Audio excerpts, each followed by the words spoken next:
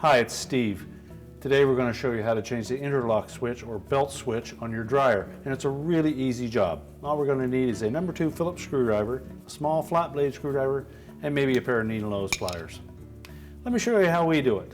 Now, because we will be working near some electrical circuits, the first thing we'll need to do is to disconnect power to the dryer. So if it has a cord on it, simply unplug it, and if it's a hardwired dryer, you will need to locate the fuse or breaker panel and disconnect the power there.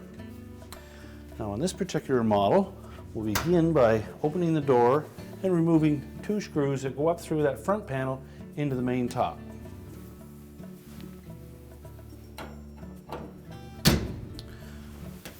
Now next we can lift up on that main top and then just kind of roll it upwards to disengage it from the bottom of the control panel while pulling gently forward. That will allow us to release some hooks that fit into the bottom of that control panel mounting bracket. And they hook right into the bottom of that top panel. So we'll set that aside. Now next we're going to remove 2 Phillips screws, one on either side at the top of the front panel. And those secure the front panel to the cabinet.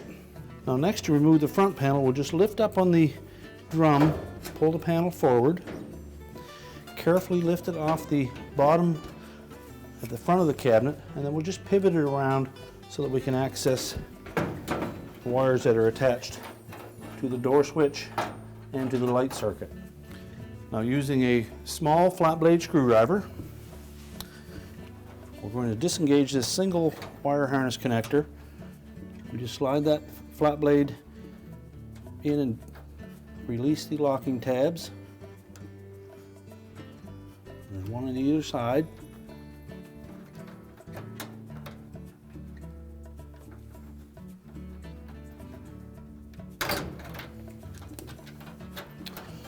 And then next we'll have to remove the brown or brown and yellow wire that is attached to the door switch. So just pull that off. So with the wires disconnected, we can now take that front panel and set that aside. Now next we're going to have to release the tension on the drive belt, and we'll do that by reaching in through on the left-hand side, and as well on the right-hand side until we can feel the idler pulley, and we're going to pull it a bit to the right and release the tension, and then we'll just roll the belt off of that idler.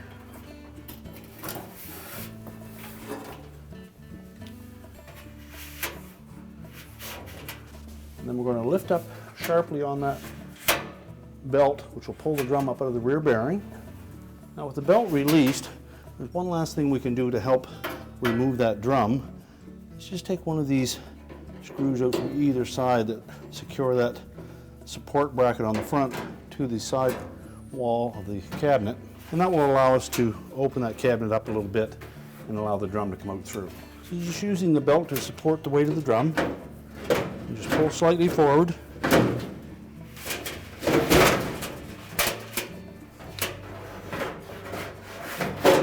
Pull it completely out of the cabinet and then set it aside. So next we're just going to release these wires from the little tab through that opening, and we'll just pull those back and out of the way. And we need to remove that whole motor and blower assembly. So there's one retaining screw at the back of the motor bracket down into the base. So we'll just remove that one.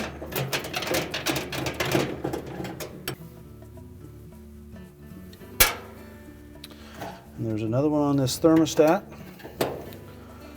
Just remove that. It just makes it easier for that thermostat to pull out of there. So tuck that down out of the way.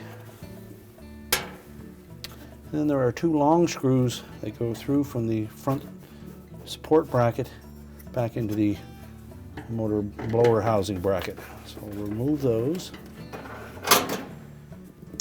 Then there are 2 tabs on that motor base that will fit into raised portions on the base of the cabinet. So we're just going to slide that whole assembly backwards, and the blower wheel is a little tight in that hole, so it'll be a little noisy, but it will come straight back.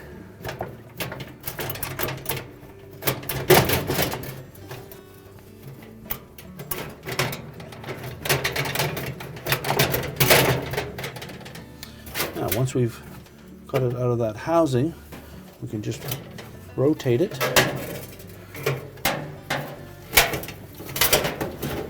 That'll give us access to the 2 screws that secure that interlock switch to the motor base. We can remove that idler wheel bracket and set that aside for now. We'll pull the 2 wires off of the switch. And if they seem to be a little tight, just take your needle nose pliers and grasp the connector, not the wire, and then pull them off. Remove the 2 screws.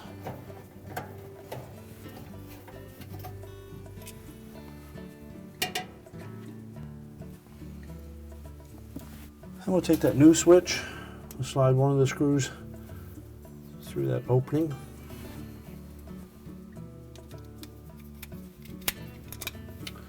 And line it up on the motor bracket.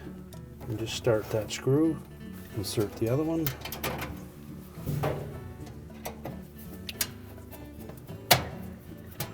And then tighten them both.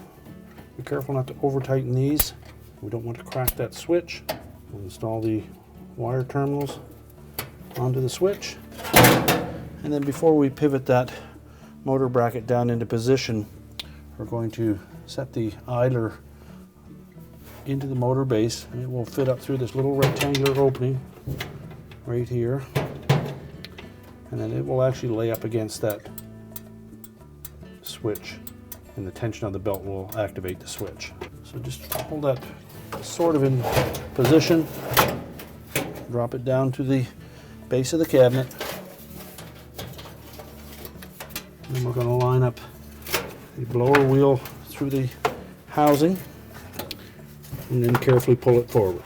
And I want to make sure that we engage these 2 tabs on the base, one on either side of the motor, into the slot in the main cabinet base. You can see where it will pull right in here. And there's one on the opposite side as well. Just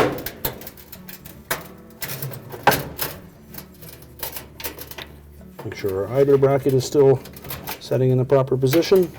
And then we can reinstall the retaining screws.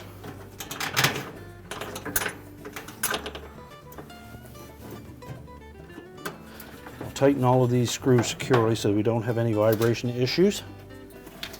Put the thermostat back into position. Just hook one end of it under that tab on the blower housing and secure the other end with a screw.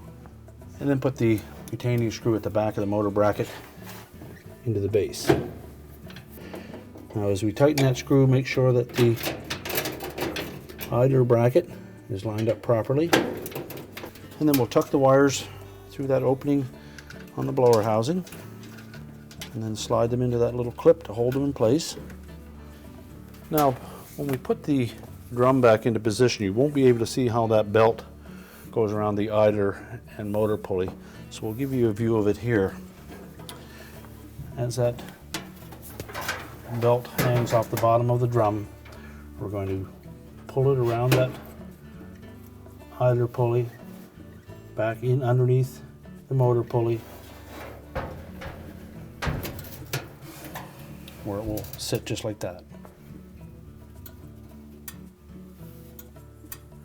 And if you listen carefully, you'll hear the interlock or belt switch activate as we put tension on that idler.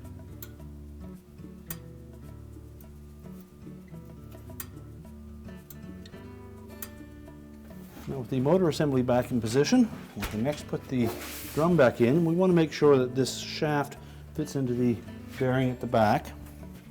We're just going to take that belt and support the drum.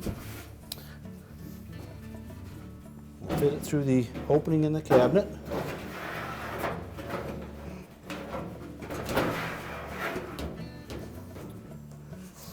And carefully line it up. Now, once we have that shaft fitted into the bearing, we'll take that belt and set it into the first groove from the back. And then we're going to reach in on either side so that we can wrap that belt around the top of the idler pulley, back down around the motor pulley. And just feeling with your fingers, make sure that it's setting firmly into the motor pulley and centered up on the idler pulley. And then just rotate the drum a couple of turns to line that belt up. And now we'll prepare the front panel. We'll start by feeding those wires up in behind that plastic housing. You'll probably need your needle nose pliers here to pull those through. So reconnect the white and the yellow and brown stripe wires to the switch. And then lastly, the single wire with the harness connector. Just line those tabs up, fully insert it. And once we have the wires reconnected to the switch, we'll next need to replace that screw in the support bracket across the front and tighten that securely. Next, we're going to pivot that front panel around, and we're going to engage these rectangular holes in the bottom of that front panel with some little metal tabs in the mounting brackets at the bottom of the main cabinet. As we tilt the front panel back into position, just lift up on the drum, line up the tabs on the cabinet and the front panel, and then secure it with the two screws from inside. So then we'll just sit that front panel up on those two tabs and make sure they fit through those openings. And then as we tilt that front panel forward, we're going to lift up on the drum, make sure that it sits over the front bearing and that the guides on the side of the front panel will fit into the slots on the actual cabinet. We can hold that in place. We'll reinstall the two retaining screws. Now, when reinstalling the main top on this model, we will need to engage the bottom flange of that top.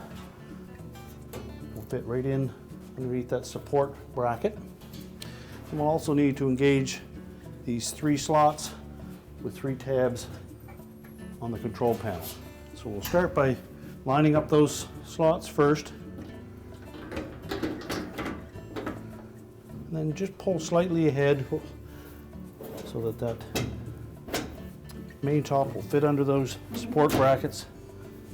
Push it back into position, and then we'll install the two screws through the front. So open the door up and tighten those screws securely so that we don't have any rattles.